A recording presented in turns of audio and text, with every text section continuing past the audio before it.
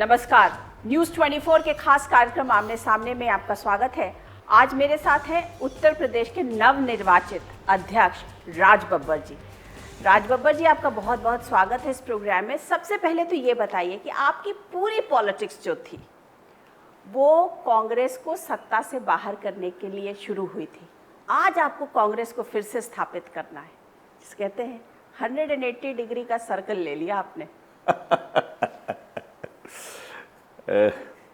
देखिए, जिन परिवारों से हम लोग आए हैं, खासकर मैं कह सकता हूँ कि मध्यम वर्गीय परिवार, पिता खलासी की तरह जिन्होंने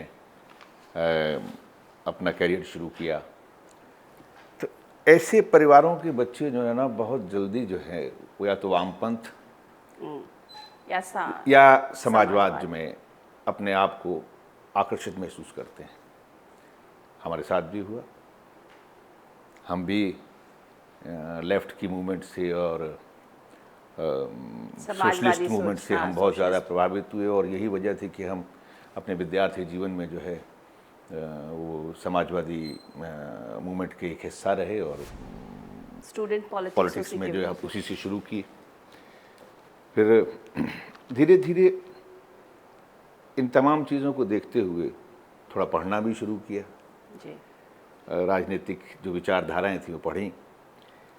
उस राजनीतिक विचारधाराओं को लेकर हमने कुछ लोगों के साथ भी गए और ये सोचकर गए कि भाई ये जो नाम है, इस नाम के पीछे वो विचार भी है। मैं ये नहीं कहूँगा कि वो गलत थे, हो सकता है कि मेरी समझ में ना आया हो। मैं बहुत ज़्यादा दिन तक वहाँ पर अपने आप को सुरक्षित महसूस नहीं कर पाया। मतलब मेरे उसूल व्यक्ति के रूप में नहीं, लेकिन मेरे विचार, जिन विचारों को लेकर मैं गया था। लेकिन ये तय था कि मैंने ज़िंदगी में ये सोचा हुआ था और ये मान के चल रहा था कि मैं जिस चीज़ के खिलाफ हूँ वो है लूटतंत्र और वो है उन्माद। ये उन्माद की राजनीति और लूटतंत्र की राजनीति के मैं हमेशा खिलाफ रहा और मैं इसकी लड़ाई लड़ा। मैं कांग्रेस के खिलाफ नहीं था, क्योंकि इसलिए कांग्रेस के खिलाफ नहीं हो सकता था कि मैं गांधी को मानता था, मैं नेहरू को मानता था, क्योंकि इस देश की आत्मा के अंदर जवाहरलाल नेहरू जी और महात्मा गांधी का विचार है। लेकिन राज जी, सवाल तो ये ज़रूर उठता है कि आखिर राज बब्बर क्यों? 6 घंटे की मीटिंग होती है गुलाम नबी आज़ाद के यहाँ, वहाँ प्रियंका गांधी मौजूद होती हैं और राज बब्बर का नाम आ जाता है अध्यक्ष पद के लिए। तमाम और नाम आ रहे थे। ये अगर सच पूछा जाए तो मुझे इसके बारे में कोई ज्ञान नहीं है, लेकिन फिर भी मैं एक बात कहना चाहूँगा। प्रियंका जी ने क्या कहा मैं इसके बारे में नहीं जानता, लेकिन मैं इतना जानता हूँ कि मेरे नेतृत्व ने, हमारे राष्ट्रीय अध्यक्ष ने, आदरणीय सोनिया जी ने, हमारे उपाध्यक्ष राहुल गांधी जी ने मुझे इस जिम्मेदारी के लिए भरोसे के लायक समझा। ये मेरे लिए बहुत मेरे लिए गौरव की बात है और ये जिम्मेदारी नहीं बल्कि मेरे लिए जीवन के लिए और आने वाले कल के लिए मेरे लिए एक मिशन है। तो ये कहा जा सकता है कि राज बब्बर आज की डेट में अगर अध्यक्ष बने हैं तो उसमें प्रियंका गांधी की बहुत बड़ी भूमिका रही है। अगर मुझे इसके बारे में ज़रा भी ज्ञान होता तो मैं ज़रूर कहता, मैं ज़रूर नाम लेके भी कह देता, लेकिन जब मुझे इतना मालूम है कि इस परिवार में ज़रूर मेरे बारे में बात की गई होगी और शायद इस परिवार में कहीं मेरा विरोध नहीं हुआ होगा, यही वजह है कि मेरे नेतृत्व ने मुझे इस भरोसे के लायक समझा। हर किसी को पता है कि प्रियंका गांधी जो है वो बहुत एक्टिव रोल प्ले कर रही हैं उत्तर प्रदेश की इस रणनीति में। सच्चाई तो ये है कि ऐसा कोई भी फैसला परिवार के अंदर अगर कांग्रेस को लेकर होगा तो मुझे नहीं लगता है कि ये परिवार का कोई सदस्य अलग होकर बात करेगा, क्योंकि हम अगर कांग्रेस के परिवार को समझना चाहेंगे, अगर कांग्रेस का ये महत्वपूर्ण परिवार, उसमें अगर सोनिया जी हैं, राहुल जी हैं या प्रियंका जी हैं, अगर हम इनको अलग अलग करके तो देख ही नहीं सकते। ये परिवार एक यूनिट है। ये वो यूनिट है जिसने इस देश के लिए, देश की अखंडता के लिए, कांग्रेस के लिए अपने प्राणों की आहुतियाँ तक दी हैं। तो इस परिवार को कहीं भी हम अलग अलग दृष्टि से नहीं देख सकते या अलग अलग करके नहीं देख सकते। मुझे लगता है कि लेकिन आप ये तो मानेंगे कि इस बार राहुल गांधी से ज़्यादा प्रियंका गांधी एक्टिव दिख रही हैं उत्तर प्रदेश के मसले पर। इतने सालों तक राहुल गांधी देखते रहे, बट अब सडनली वो थोड़े से पीछे चले गए और लग रहा है कि जैसे प्रियंका आगे हैं, उन वो चीज़ों को डिसाइड या चीज़ों को कंट्रोल में करने में लगी हैं। मेरी नज़र में ऐसा कुछ नहीं, और मैं बहुत मतलब जिम्मेदारी के साथ मैं ये कह सकता हूँ कि राहुल गांधी जी कांग्रेस पार्टी के हमारे राष्ट्रीय उपाध्यक्ष हैं, और इस मिशन के अंदर जो एक ऊर्जा है वो राहुल गांधी हैं। और चाहे उत्तर प्रदेश हो, चाहे पूरा देश की कांग्रेस का हो, तो इस ऊर्जा को हम अलग करके नहीं देख सकते। और इनके साथ में परिवार का कोई भी सदस्य आता है तो वो उतनी ही महत्वपूर्ण भूमिका निभाता है। अच्छा, ये बताइए कि आप लोगों पर यही तो आरोप लगता रहता है कि आप लोग परिवार से ऊपर नहीं उठ पा रहे हैं, हर चीज़ परिवार पर जाके कांग्रेस की रुक जा रही है। आज के वक्त में, आज के दौर में एक जो परिवारवाद की हम जब बात करने जाते हैं तो परिवारवाद वो है जो आज उत्तर प्रदेश में जो सरकार है उसमें नज़र आता है और सरकारी पार्टी में नज़र आता है। ये जिस पार्टी के बारे में, कांग्रेस के बारे में आप कह रहे हैं, वहाँ कहाँ परिवार नज़र आता है? 89 से और आज तक उस परिवार के किस व्यक्ति ने कोई सरकारी पद लिया हो या सरकारी उसमें रहा हो? 89 से राजीव गांधी जी आखिरी प्रधानमंत्री थे, उसके बाद में आज उस परिवार से कोई नहीं। अच्छा, ये बता दीजिए राज बब्बर जी कि प्रियंका गांधी कितना एक्टिव रोल प्ले करेंगी इस चुनाव में, क्योंकि सबको ही कह रहे हैं कि इस बार जो है वो प्रियंका का ही होगा। हर तरफ से खबरें भी आ रही हैं, बातचीत भी हो रही है, लेकिन एक ऑफिशियल अनाउंसमेंट अभी तक नहीं हुआ है। तो क्या ऑफिशियल अनाउंसमेंट होगा? मैं समझता हूं कि प्रियंका जी का योगदान पहले भी था, आज भी है और आगे भी रहेगा, ये सब चाहते हैं, क्योंकि ये कोई आज नई बात नहीं। अब उसका दायरा कितना बड़ा होगा ये मेरा ख्याल इस वक्त कहना बड़ा मुश्किल होगा। नहीं, पर उन्होंने अपने आप को हमेशा 2 कॉन्स्टिट्यूएंसी में सीमित करके रखा था अभी तक, अमेठी या रायबरेली में। अब जो है वो लग रहा है कि उन्होंने नहीं, मैं कता कलामी के लिए माफ़ी चाहूँगा, और भी आगे आई थी, बाराबंकी में बाकायदा उन्होंने जुलूस निकाला था। हाँ। नहीं, लेकिन इस बार के चुनाव में क्या ये माना जाए कि प्रियंका, जैसे कहते हैं ना, आगे आकर के लड़ेंगी और सही वही चेहरा होंगी? शीला दीक्षित हैं, राज बब्बर हैं, सब हैं, लेकिन असल चेहरा प्रियंका गांधी होगा इस बार। ये आपने एक शब्द बहुत अच्छा इस्तेमाल किया है, आगे आके लड़ेंगी।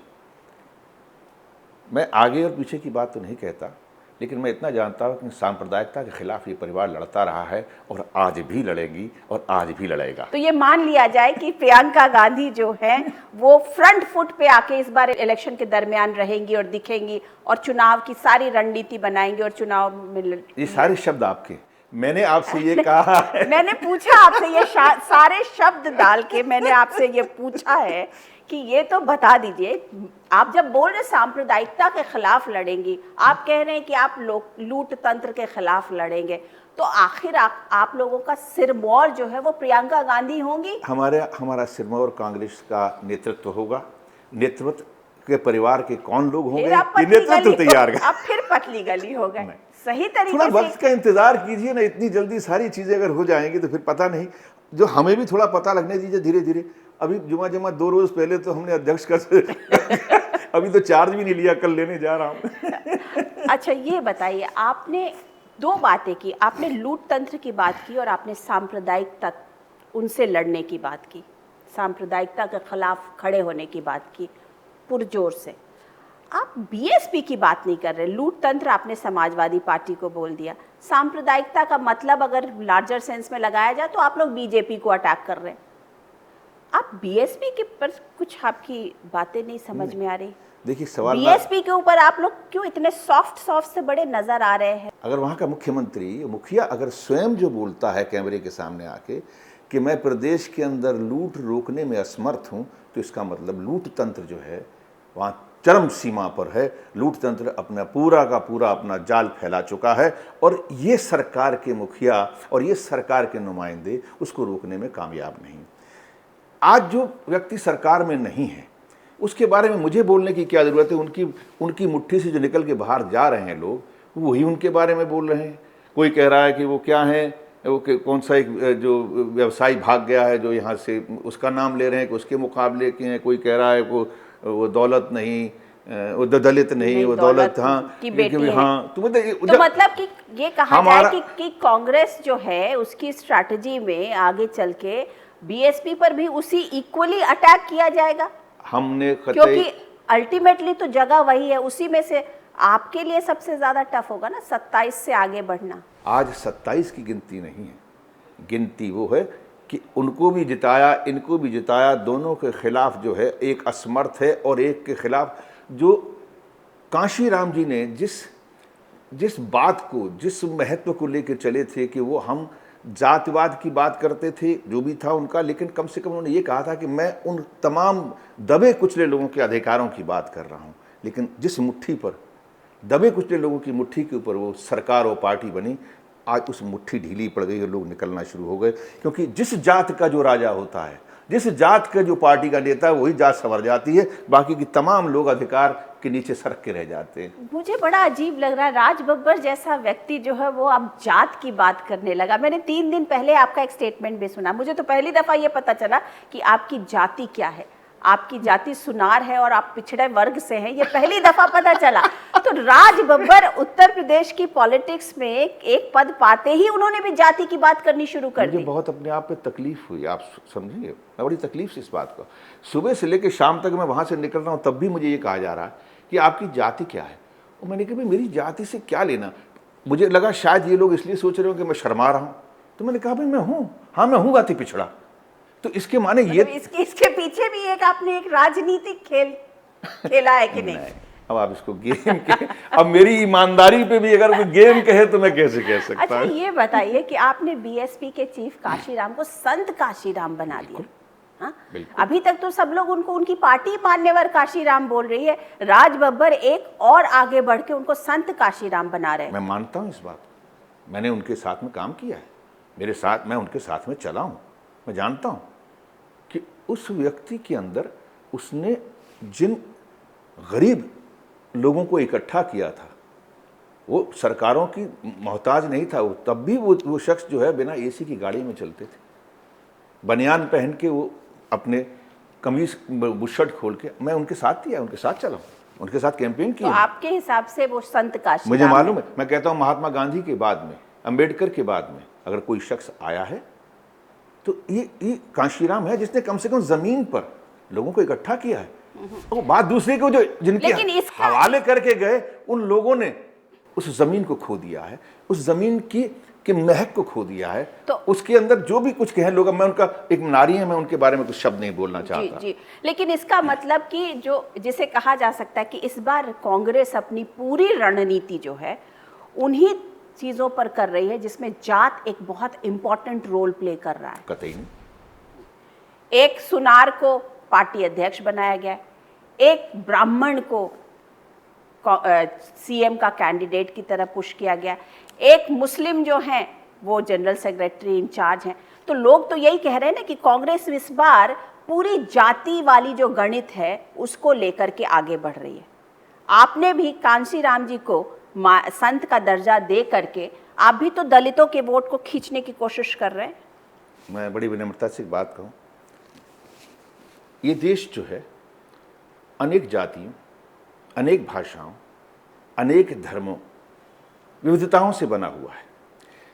आप जिन पार्टियों के नाम ले रहे हैं उन पार्टियों ने केवल एक जाति की बात की है, चाहे ये हो जो आज सरकार में है, चाहे वो भी एक जाति की बात करती है। एक तरफ जातियों की बात करने वाला, एक जाति की बात करने वाला, दूसरी तरफ जो है वो धर्म और मजहब की बात करने वाला। कांग्रेस पार्टी ने ये सबको उंगली दिखाकर बताया है कि हम उंगलियों की राजनीति नहीं करते, ऐसे नहीं करते हैं। हम पांचों जो देश की विविधता है, ये है कांग्रेस, जिसके अंदर तमाम विविधता है, जिसमें नेता नहीं बल्कि वो तमाम लोग हैं। ये भारत का ये स्वरूप है, चाहे उसमें आप जाति ढूंढ लें, किसी भी जात को। माना जाए ना कि कांग्रेस की जो परंपरागत जो ट्रेडिशनल पॉलिटिक्स थी, जिसमें कि एक मुस्लिम, ब्राह्मण और दलित जो कांग्रेस की उत्तर प्रदेश में खास करके एक साथ रहे थे, आप लोगों ने भी उन लोगों को साधने की पूरी कोशिश की है। नहीं, मैं ये चेहरा जो हमारी संस्कृति और परंपराओं का चेहरा है, उस चेहरे को हमने दिखाने की कोशिश की है कि वो लोग आईने में देखें जो एक जात की राजनीति करने वाले हैं या धर्म या मजहब की राजनीति करने वाले हैं। उनको हमने, कांग्रेस ने नहीं, कांग्रेस की विचारधारा ने वो चेहरे दिखाए हैं। लेकिन आपके लिए ये काम बहुत टफ होगा। 27 से आगे आप बढ़ेंगे कैसे? आपके पास रिसोर्सेज की सबसे ज्यादा कमी होगी। गाड़ी घोड़ा, झंडा, कार्यकर्ता, सबकी ज़रूरत पड़ती है और उसके लिए पैसे की बहुत ज़रूरत पड़ती है। कांग्रेस ना तो और कहीं ज़्यादा सत्ता में है कि वो कुछ लोगों को ऑब्लाइज कर सके, कुछ कर सके, ना कांग्रेस उत्तर प्रदेश से तो बहुत दिनों से बाहर है पावर से। तो इसको मैनेज करना अपने आप में एक बहुत बड़ा राज बब्बर के लिए इससे कैसे निकलेंगे राज बब्बर? मेरे नेतृत्व ने एक बहुत कमाल की चीज़ की है। ये राज बब्बर मैं कोई जिम्मेदारी नहीं दी है, कांग्रेस पार्टी ने हम सबको जिम्मेदारी दी है। हम ओबलाइज नहीं करेंगे, हम मोबलाइज करेंगे। हम लोगों के बीच में जाएंगे, लोगों के साथ में अपनी बात कहेंगे और लोगों से कहेंगे ये सवाल कीजिए, आप कानून व्यवस्था को लेकर सवाल कीजिए, अगर आपने जिसको जिम्मेदारियां दी तो सवाल कीजिए। आपकी जो स्ट्रैटेजी है सवाल कीजिए, उसके पीछे भी एक तंत्र लगता है। हर चीज़ के पीछे एक सिस्टम होता है। उस सिस्टम को आपको तो पेट्रोल देना पड़ेगा, वो आप कैसे देंगे? मेरे ख्याल से आज आपने देखा एक चीज़ को, बड़ी बड़ी फिल्में जो 100-100 करोड़ की बनती हैं, उसके लिए एक्टर गली गली घूमते प्रमोशन के लिए, 50वें बार आपके स्टूडियो में आते हैं। हम भी ऐसे ही सबके पास जाएंगे, आज जैसे आपके स्टूडियो में आए हैं ऐसे और भी स्टूडियो में जाएंगे, अपनी बात कहेंगे। ठीक है, मान लिया। लेकिन राज बब्बर के सामने एक 27 से आगे बढ़ना बहुत बड़ा चैलेंज होगा। उससे आप कितनी सीट आगे सोच रहे? सबको पता है कि कांग्रेस अपने आप में तो सरकार नहीं बना सकती, हर किसी को पता है। मैं तो नहीं कह रहा कि हम बनाएंगे, उत्तर प्रदेश की जनता का चमत्कार बनाएगा। और मैं दावे के साथ में कहता हूँ, मैं बिल्कुल उत्तर प्रदेश की जनता के आशीर्वाद के साथ में ये कहता हूँ कि सरकार कांग्रेस पार्टी बनाएगी और कांग्रेस पार्टी अपने दम पर बनाएगी, ये भरोसे के साथ कहते हैं कि आप लोगों ने वही स्ट्रैटेजी अपनाई है जैसे आपने बिहार में की थी कि हींग लगी ना फिट करी और घुस गए सरकार में, हैं? उनका कोई बिहार में सदाकत आश्रम का कोई खवैया नहीं था, कोई वहाँ झंडा लेके नहीं खड़ा होता और सडनली आपको 18 सीट आ गई और 4 कैबिनेट मंत्री बन गए आपके। तो कुछ ऐसी ही आप लोगों की स्ट्रैटेजी है? नहीं, इस बार इसीलिए तो हमने कहा ना, हींग लगे ना फिटकरी की बात ही नहीं है। फिटकरी की बात ही नहीं होगी, हम हींग लेके मार्केट में जा रहे हैं ताकि हमारी खुशबू फैले। अच्छा, ये बताइए कि शीला दीक्षित जी को कैसे आप लोगों ने वहाँ का चेहरा बना दिया चीफ में? उन्होंने अपनी, जैसे कहते हैं, इनिंग काफ़ी खेल ली है ना। इतने साल दिल्ली में मुख्यमंत्री रही, उत्तर प्रदेश से कहीं ना कहीं कटी रही। She is 78। मेरे ख्याल से उनका एक्सपीरियंस, उनका अनुभव, उनका ममत्व आज उत्तर प्रदेश की जनता के लिए ज़रूरी है। शीला जी के बारे में खैर मुझे नहीं कहना चाहिए, लेकिन फिर भी उत्तर प्रदेश की जनता ये जानती है कि अगर ये दिल्ली का चेहरा मुग़लों ने अगर बदला था तो उसके बाद अंग्रेज़ों ने उसको बदला, उसके बाद में अगर किसी ने संवारा और बदला तो उसका नाम है शीला दीक्षित। वहाँ के जो मुख्यमंत्री हैं, युवा मुख्यमंत्री हैं, अखिलेश हैं जी, यादव का चेहरा है, उसके सामने आप लगा रहे हैं शीला दीक्षित जी का चेहरा। कुछ मिसमैच तो है ना? बिल्कुल नहीं। आप पूछ रहे उस युवा चेहरे को लेकर, युवा चेहरे की पार्टी के मुखिया स्वयं भी कुछ बोलते हैं कि काम ठीक नहीं किया। उनके चाचा, उनके ताऊ, जो भी रिश्तेदार आसपास जो उनकी सरकारों में हैं, आप देख ही रहे हो किस तरह की बातें कर रहे हैं। ज़रूरी नहीं है कि युवा होना, युवा के साथ में विजन होना बहुत ज़रूरी होता है। और अखबारों में विजन नज़र नहीं आता है, विजन जो है धरती पर नज़र आता है। विजन जो है नज़र आता है जब लोग उससे प्रगति, उन्नति कर रहे हैं, उसका लाभ ले रहे हों। तो ये अनुभव है। मैं कहता हूँ उसका अनुपात ही नहीं होना चाहिए। आपकी जो बेसिक लड़ाई है, चुनावी लड़ाई, वो किससे है? बीजेपी से है कि समाजवादी पार्टी से है कि बीएसपी से? हमारी उन्माद के रचने वालों से है। जिस तरह के आप नाम नहीं लेते हैं, आप उन्माद बोलते हैं। चलिए मैं बोल देता हूँ, तंत्र बोलते हैं। चलिए मैं नाम ले देता हूँ। मैं नाम ले देता हूं कि जो देश के बहुत बड़ी पार्टी के मुखिया हैं, अब वो बात दूसरी है कि उनको लीगली तौर पे तड़ीपार कर दिया था, वो बात दूसरी है कि उनको जो है वो क्या है ज़िला बदर कर दिया था। अब वो प्रदेश में घूम रहे हैं अपना चेहरा लेके, बड़ी बड़ी मीटिंगें कर रहे हैं और ऐसे लोगों को छांट रहे हैं जो उत्तर प्रदेश के अंदर समाज को बांट सकें, यानी उत्तर प्रदेश को जलाने के लिए तैयारियां कर रहे हैं। हमारी लड़ाई है वो लोग जो उत्तर प्रदेश को जलाना चाहते हैं, हमारी लड़ाई है उनके खिलाफ जो उत्तर प्रदेश को जो है जो लूट कर, चाहे कोई भी पार्टी क्यों ना हो, लूट कर उन्होंने नोएडा से लेकर देवरिया तक पूरे उत्तर प्रदेश को जो है, आज ऐसा लगता है कि 1 इंच ज़मीन किसी के पास नहीं रह गई। हम उनके खिलाफ लड़ने जा रहे हैं। मतलब ये तो कहा जा सकता है कि कांग्रेस ने स्ट्रैटेजिकली बड़ी अच्छी चीज की है, एक एक्टर को प्रदेश अध्यक्ष का बना दिया है जो अपनी आवाज से, अपनी एक्टिंग से कहीं ना कहीं चीजों को अपने आवाम को खींच सकता है। मेरा तो प्रोफेशन है, आप देखिए, एक तो कहाँ कितनी बड़ी कुर्सी पे जाके विदेशों में सिर्फ अभी तक बोल ही रहा है बोल कई लोगों को अभी तक जो है, क्या कहूँ मैं ये भी नहीं कह सकता, लेकिन मैं इतना कहता हूँ कि हम छले से महसूस करते हैं, पूरा देश छला से महसूस करता है। ऐसा लगता है जो बाहर विदेशों में तालियां बज रही हैं, काश ये तालियां वो जूता गांठने वाला भी बजा रहा होता, वो साइकिल का पंक्चर लगाने वाला भी बजा रहा होता। बहुत अच्छी है, बहुत अच्छे आप एक्टर हैं, आप बहुत अच्छे एक्टर हैं, तुरंत चीजों को ट्विस्ट अपने फेवर में करते हैं आप।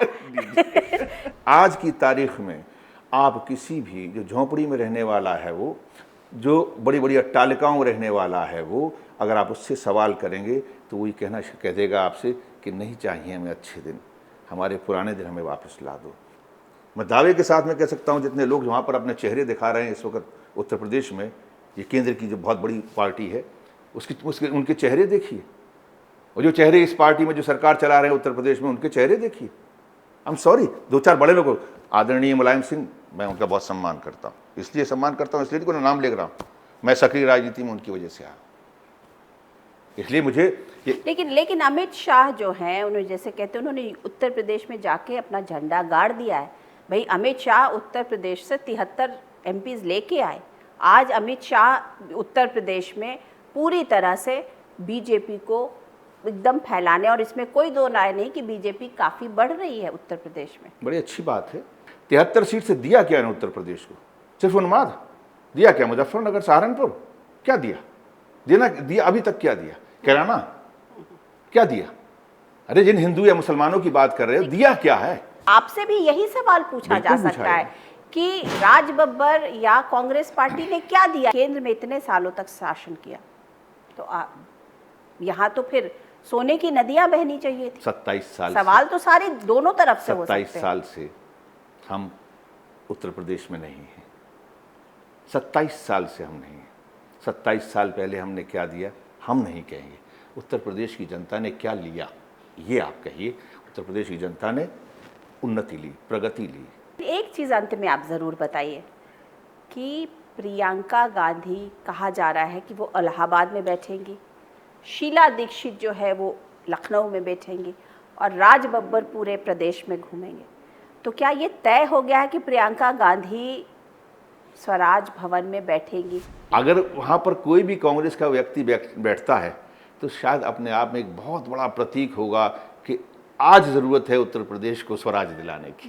तो ये चर्चा प्रियंका पार्टी में आएंगी, एक्टिव पॉलिटिक्स में आएंगी, नहीं आएंगी, चेहरा होंगी, नहीं होंगी, कितने दिन तक ये चर्चा चलती रहेगी? कोई चर्चा की बात नहीं, आप यकीन रखिए सब चर्चाएं खत्म हो जाएंगी जब उत्तर प्रदेश की जनता आगे आना शुरू कर देगी, और उसके बाद में जनता के सामने कोई ना अंदर बैठता है ना बाहर जाता है, जनता के समक्ष जो है सामने खुलकर आता है। ये चमत्कार जनता करेगी, कोई व्यक्ति नहीं करेगा। आप ये बता दीजिए कि आप प्रियंका गांधी के पास कब जा रहे हैं एक प्रस्ताव लेकर के कि आइए प्रियंका जी और एक्टिव रोल प्ले कर दीजिए? मैं आपको भरोसा दिलाता हूँ वक्त पर हम पूरी कोशिश करेंगे कि हमारी पूरी टीम जो है इस प्रस्ताव को सामने रखे। एक एक कांग्रेस का कार्यकर्ता चाह रहा है कि ये पूरा परिवार जिस तरह से जिम्मेदारियां लेता है, इस जिम्मेदारी के दायरे में और भी थोड़ी बढ़ा जाए, और हमारी सबकी मांग है। और वक्त आने पर शायद जो हो सकता है कि मांगें कभी कभी मान भी ला जाती है। कहते हैं आवाज़ खल्क नक्कारा खुदा, तो हो सकता है कि आवाज़ सुन ली जाए। चलिए, थैंक यू राज बब्बर जी, हमसे बात करने के लिए आपका बहुत बहुत शुक्रिया। Thank you so much. तो ये थे आमने सामने में राज बब्बर जी। मैं अनुराधा प्रसाद किसी और पर्सनालिटी के साथ आपसे फिर मिलती हूँ, तब तक के लिए नमस्कार।